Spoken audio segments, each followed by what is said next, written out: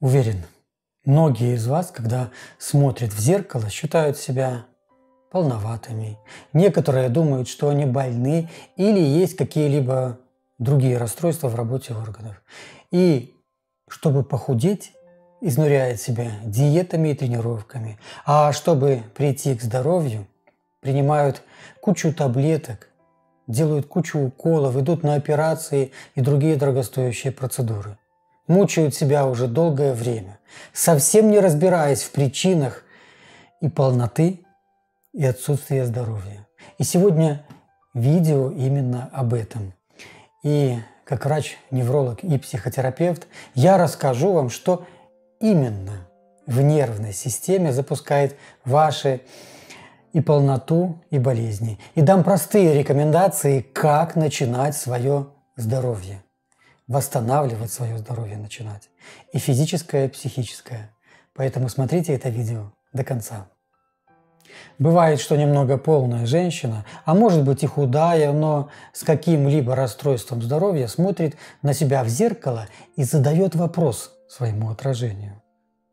Ну почему я такая? Почему? Что со мной не так? Да, может быть, у вас и есть немного жира, а может быть и много в некоторых местах. И уже, скорее всего, присутствует какой-либо диагноз. Но согласитесь, главный это вопрос не в количестве жировых отложений, а в красивом, гармоничном теле и в состоянии вашего здоровья. А еще вопрос в том, есть ли рядом любящий мужчина, желанны ли вы, и есть ли у вас прямо сейчас и несколько лет до настоящего момента состояние благополучия и внутренней удовлетворенности своей жизнью. Ну так как же, да? Не в жире же или диагнозе вопрос, а в том, любите ли вы себя, позволяете ли вы себя любить и как вы относитесь к миру вокруг. Вот главные вопросы. Но обычная женщина ставит себе вопрос по-другому. Мне нужно похудеть, мне надо выздороветь, мне надо родить, мне надо на работу, мне надо пить кучу таблеток, мне нужно достигать, мне нужна должность, мне нужны деньги, мне нужно быть первой. И только тогда я буду удовлетворена. Мне надо кучу процедур, и тогда я буду хорошо выглядеть, и тогда у меня будет здоровье, и тогда у меня будет счастье. И знаете, в чем здесь подвох? В том, что сама по себе такая формулировка вызывает напряжение и стресс. Она вынуждает женщину искать все новые препараты, все новые способы похудеть или стать здоровой и тратить все больше внутренних ресурсов и денежных ресурсов. А эти препараты обычно малоэффективны или дают временный эффект, или вообще вылезает побочка. Поэтому вопрос, почему я не худею и не здоровею, не стоит в числе первых. Не стоит.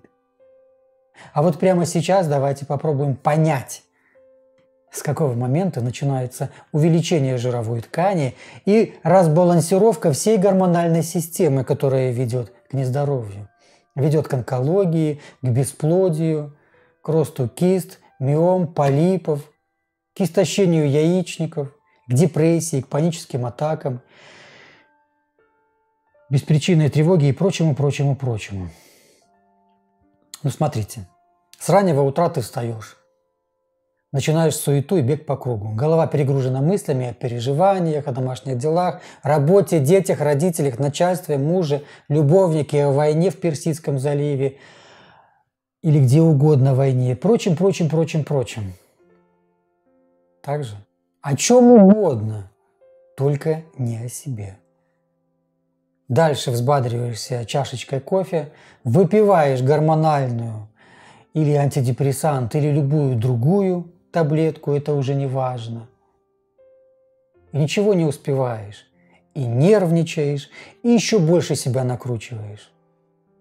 Нормально питаться некогда, выспаться некогда, нормального страстного секса с ощущением близости и любви давно уже нет. Знакомо? Тут еще врачи запугивают. И вот тут внезапно появляются они. Лишний вес и постоянная усталость. Или одновременно, или по отдельности. Причем вы совсем не толстая, но вот ощущаете себя какой-то дряблой и обвисшей, выпотрошенной какой-то. На консультациях такие женщины часто говорят: я мало ем, хожу в спортзал, на диете сижу, пью витамины, БАДы, а толку нет. Я не худею, не беременею, не здоровею, и нет рядом любимого мужчины. Все это можно выразить одной фразой. Нет контакта с собой. Нет его. Поэтому давайте будем разбираться, как так получилось, что утром ты встаешь не отдохнувший, а вечером не можешь остановить мысли. Почему неосознанно загоняешь себя в стресс, и поэтому ресурсы организма уже на исходе. И просто нет сил. И внутри себя ты понимаешь, так жить нельзя. А жить по-другому или не знаешь как, или уже нет сил, или страшно. Но хочу вас заверить, что силы и ресурсы есть. Есть. На консультациях со мной эти состояния женщина трансформирует в любовь и в заботу к самой себе.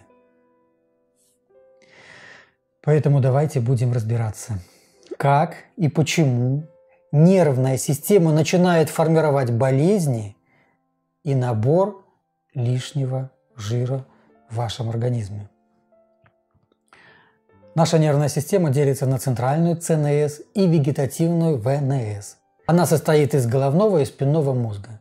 Конечно, такое деление очень грубое и условное, но это нужно, чтобы вы смогли понять, что же происходит с вашим здоровьем. Вегетативная нервная система тесно связана с внутренними органами и делится на симпатическую СНС и парасимпатическую ПНС, парасимпатическую нервную систему. Симпатическая нервная система СНС отвечает за реакцию «бей», «борись», «беги», «дерись», «догоняй», «убегай», «пытайся». А парасимпатическая ПНС за реакцию «отдыхай», «переваривай», «останавливайся», «восстанавливайся» и «размножайся». СНС симпатическая – это бдительный охранник нашей безопасности, нашего выживания. Ну представьте, вы в лесу, и вдруг голодный зверь, хищник, выбежал на вас, а вам нужно убежать или напасть. Такие реакции – это эволюционный механизм выживания. Они отработаны организмом за миллионы лет. И в этот момент происходит мгновенная автоматическая реакция – выброс адреналина и кортизола. Сокращение мышц становится сильнее, зрение становится острым, сердце бьется быстрее, сосуды сужаются, работа иммунной и репродуктивной системы блокируется, потому что все ресурсы направлены на выживание. Когда опасность миновала, в дело включается ПНС, парасимпатика. Можно расслабиться, отдохнуть, поесть, восстановиться, может быть, даже заняться сексом и, наконец, начать размножаться. Парасимпатическая нервная система, ПНС, отвечает за отдых и восстановление после любой нагрузки, или это была нервная, или физическая, или нервно-психическая, после любой. В идеале эти обе системы сбалансированы, но это только голодные хищники давно не выскакивают из кустов, но для СНС это не имеет значения. Она включается от нашей реакции на происходящее в жизни, от нашей реакции. Она включается от того, как мы реагируем на различные ситуации в своей жизни. Многие женщины реагируют на каждую мелочь так, как будто дикие звери вот-вот догонят. И вопрос о жизни стоит на первом месте. И это может быть происходить на 100 раз на день. В результате все системы и органы оказываются в состоянии хронического стресса и истощения.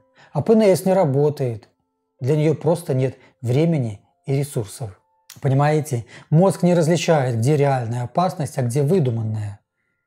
Реагирует поэтому по полной программе. Он как бы спасает вас. И если мы волнуемся, переживаем, значит опасно. И весь механизм под названием «спасай свою жизнь» запускается вновь, вновь и вновь. Представьте, гинеколог вас запугал. А процесс снижения иммунитета и расстройство гормонального фона и накопление жировой ткани – это только малая часть происходящего. Это верхушка айсберга. Это просто симптом, который говорит нам, что организм нездоров. Многие не решают этот вопрос целостно, а просто создают видимость в виде таблеток, диет, процедур и прочего-прочего. И, конечно, в этой борьбе сама с собой почти все проигрывают, не почти, а все проигрывают. Сейчас я более подробно расскажу, как организм мобилизует все ресурсы, переходит в состояние войны к самому себе, не оставляя никаких ресурсов на восстановление здоровья. Но представьте, муж косо посмотрел на невымытую тарелку, начальник вызвал на совещание, была ошибка, у ребенка насморк, подруга купила вещь, которую ты давно хотела, одолжила денег другу, а он не возвращает, долго не можешь забеременеть. По одним анализам врач запугал, что нужно срочно бежать на ЭКО и делать его, а то будет поздно, бесплодной станешься и прочее, прочее, прочее. В это время в мозге и психике срабатывает эволюционный механизм. Опасность, бей, беги, спасай свою жизнь, пытайся, борись, догоняй свое здоровье. Сердце начинает биться быстрее, сосуды сужаются, чтобы кровь поступала к мышцам, они сокращаются больше. Зрачки расширяются, чтобы видеть вдаль и не пропустить опасность. Со временем это превращается в дальнозоркость. Надпочечники выбрасывают в кровь все больше адреналина и кортизола в огромных количествах. Эти гормоны, кстати, сжигают ваши фолликулы в яичниках. Мышцы готовятся к активным действиям, потому что в них находится легко доступный гликоген, который быстро превращается в глюкозу. Но если мы никуда не бежим, мышцы не имеют достаточной нагрузки, поэтому они атрофируются. Именно в них, как я и говорил, находится легкодоступное топливо глюкоза, которое будет активно тратиться на стрессе. И поэтому мышцы как бы выгорают. Печень активно отдает гликоген, который тоже превращается в глюкозу. Организму важно быстрое топливо. Уровень сахара в крови становится выше, а значит повышается уровень инсулина. И со временем возможно развитие диабета. Организму хочется сладкого. А если вы в этот момент быстренько перекусили что-нибудь, булочку, конфетку, все идет в жировое депо. Для древнего мозга яркой лампой горит сигнал. Опасность. Значит, нужно запасаться. Чашечка кофе дополнительно стимулирует выброс адреналина. А еще по вечерам, представьте, вы интенсивно занимаетесь в спортзале, а это еще больше увеличивает возбуждение СНС, симпатики. И истощение организма яичников растет еще больше. Гормональная система тоже истощается. Щитовидка снижает свои функции, далее истощаются яичники, надпочечники и так далее. Все это происходит в организме быстро. Мобилизация всех ресурсов – вопрос секунд и минут. А теперь представьте, что будет с организмом, если такая ситуация повторяется десятки раз в день на протяжении многих лет, а может и десятилетий. Все это приводит к хроническому перевозбуждению, привычному и хроническому перевозбуждению нервной системы. И как вы думаете, а какие последствия для вашего здоровья от всего этого? Ну, например, кортизол, гормон стресса, синтезируется надпочечниками в огромных количествах. В огромных. Его бывает больше в сотни раз, чем нужно для обычной жизни. А это приводит к тому, что иммунные и эндокринные, яичники в частности, железы просто выгорают. Женщина в этот момент как будто на химиотерапии во время лечения рака. Иммунитет падает, выпадают волосы, репродуктивная система замирает. Со временем, когда ситуация становится критической, начинаются болезни, связанные со снижением иммунитета или аутоиммунные заболевания. И в это время работа репродуктивной системы блокируется, потому что организму уже не до размножения. Вы только представьте, что женщина переживает, например, что ей трудно забеременеть. Сам факт переживаний запускает возбуждение нервной системы, и организм блокирует механизм зачатия. Далее она начинает принимать гормональные таблетки, которые еще больше блокируют репродуктивную систему. И роль переживаний на тему беременности, самочувствия, выкидышей, родов женщины совершенно не осознается. Но этот механизм ключевой. Количество жира в организме растет, а количество мышечной массы снижается.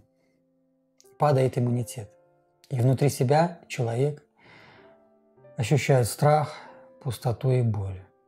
И чтобы их заглушить, она начинает принимать какие-либо препараты от бесплодия, от тревоги, от депрессии, от нервов, от давления, от ног, от рук, от глаз, от ушей, от чего угодно, только чтобы не быть здоровой. Но никакая таблетка не приводит вас к здоровью организма. Сейчас вы понимаете, почему нет сил, почему не можете не похудеть, не восстановить здоровье. А с чего же начинать? Я слышу прямо, как вы задаете этот вопрос. С чего же начинать восстановление здоровья тела и спокойствия души? И как ни странно, начинать нужно с остановки и отдыха и осмысления происходящего. Самое первое, к чему нужно идти, к балансу симпатической и парасимпатической нервной системы. Иногда самой или самому, у мужчин тоже такое часто бывает, не справиться. Тогда, естественно, нужно обратиться к психотерапевту или психологу для восстановления экологичного мышления и осознанности, повышения. Как же затормозить перевозбужденную и уставшую симпатическую нервную систему? И как активизировать парасимпатическую? Я слышу, вы опять задаете мне эти вопросы. А я вам отвечаю. Конечно же, это отдых и сон. И если честно, иногда месяцами. Сон – это единственное время, когда безраздельно доминирует парасимпатическая нервная система. Ложитесь спать не позже 22:30. Сделайте в комнате полную темноту или спите с повязкой на глазах. Но только один сон вопрос не решит. Не решит. Дальше нужно восстанавливать контакт с собой. Именно для этого я и создал курс для женщин, которые хотят восстановить контакт с собой настоящей, которые уже забыли, что значит быть расслабленной, спокойной, здоровой, желанной, любящей и любимой женщиной. Более подробно, чтобы о нем узнать, посмотрите по ссылке под этим видео.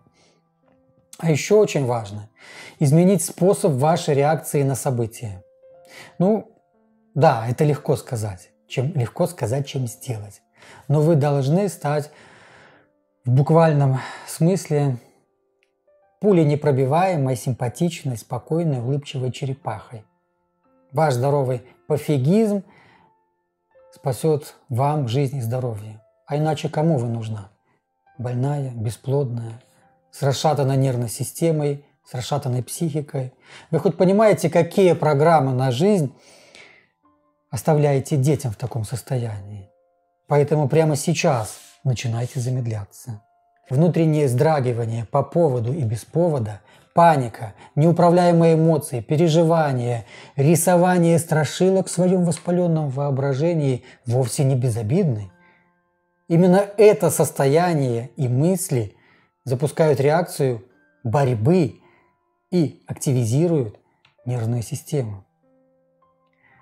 Вопросы, почему я не худею, не беременею, почему я болею, не относятся на этом этапе к первостепенным. Главное сейчас перевести организм в режим отдыха и восстановления. И в тот момент, когда становится активной парасимпатическая нервная система, все начинает меняться в вашей жизни. Прямо сейчас подойдите к зеркалу, посмотрите к себе в глаза и скажите вслух: «Я тебя люблю. Какая же ты хорошая. Какой у тебя прекрасный муж. Как же я счастлива». А если вы не можете этого сказать, значит, нужно разбираться. Почему у вас так в жизни, а не по-другому? И чтобы было по-другому, я дам вам несколько простых советов, которые помогут вам сбалансировать симпатическую и парасимпатическую нервную систему. Давайте себе время побыть в уединении, подумать и послушать саму себя. Заведите дневник, записывайте тревожащие вас события и вашу реакцию на них. Может быть, в будущем вы будете по-другому реагировать на события. Подумайте, даже придумайте какое-нибудь событие и запишите, как вы будете на него реагировать. Отмените кофе, алкоголь, сладкие газированные напитки, соки с сахаром. Запишитесь на консультацию или к психотерапевту, или к другому специалисту, чтобы поменять свои установки и убеждения, поменять незрелые защитные механизмы психики на более зрелые и экологичные. Ведь вы же пришли к такому состоянию с таким мышлением и установками. А чтобы прийти к желаемому состоянию, нужно немного поменять и мысли, и убеждения, и установки. Ешьте натуральные продукты, цельные, не из сыпучих смесей. Например, хлеб, йогурт, разные кондитерские изделия, сделанные из порошков. Поэтому откажитесь от мертвой пищи. Дышите диафрагмой, то есть животом. Регулярное дыхание животом поможет решить многие проблемы с органами в малом тазу. Впустите в свою жизнь медитацию и любовь к самой себе. Любите себя. Да, перестаньте смотреть политические ток-шоу и новости. Лучше слушайте хорошую музыку, слушайте себя или слушайте меня. Также измените качество ваших тренировок. Если вы занимаетесь в тренажерном зале, отмените интенсивные, сжигающие жир и душу тренировки. Они дают лишь временный эффект и еще больше возбуждают симпатическую нервную систему.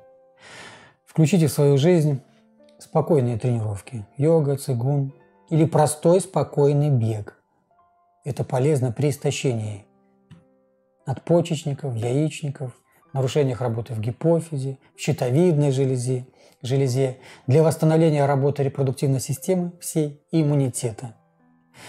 Обязательно практикуйте умеренные силовые упражнения с грузом на разные группы мышц. Но делайте это спокойно. Учитывайте свои силы и возможности. Мышечная масса будет расти, жировая уменьшаться. Ваше тело приобретает красивые формы, вы становитесь здоровой и желанной для своего мужчины. И вопрос, почему я такая и все у меня так, больше не будет вас тревожить. Вес будет соответствовать вашей конституции, возрасту, состоянию вашего здоровья. А прямо сейчас поблагодарите свою судьбу и жизнь за то, что у вас она есть. Наслаждайтесь ежедневными мелочами, которых вы не замечали раньше. Позвольте себе делать то, что вам по-настоящему важно.